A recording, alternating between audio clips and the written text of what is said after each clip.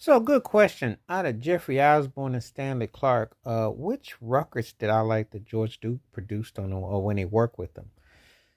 So, with him and Stanley Clarke, it was the fusion that was like an interesting project. It's pop R&B with nods to adult contemporary with a blend of funk. They did a few different things.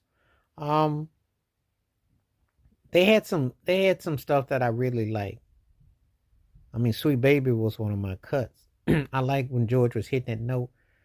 Him and Stan Clark, they had a pretty good vibe going on with what they did. As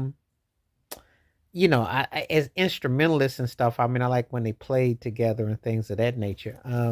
It was cool. I think it was a good mix for Stanley Clark. I think it gave Stanley a different audience, a more contemporary thing.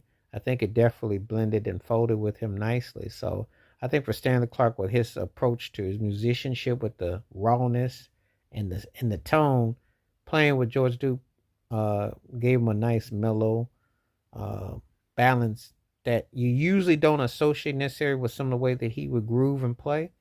But I think that this was it worked pretty good. I like the musicianship. I like the totality of it. So I thought that it worked. I thought it worked pretty good. I thought it was, pretty cool. I definitely thought it hit a certain way. So I like how it kind of felt. So I go along with that.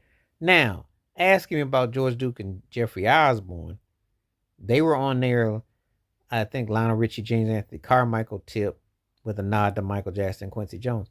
Um, when Jeffrey Osborne left LTD, worked with George Duke, it was a good mix of adult contemporary, R&B, pop, versatile, groove based.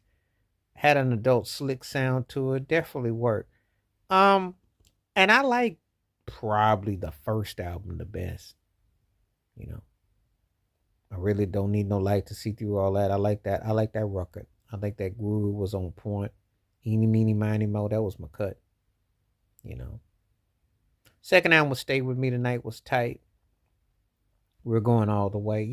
Had some songs. That they definitely had a good, but it was definitely done in that middle of the road, kind of what Lionel Richie was doing with James Anthony Carmichael. You could definitely tell it was definitely tapping into a particular market, but it was a good mix and mix up. I think George Duke always does a good job with vocalists.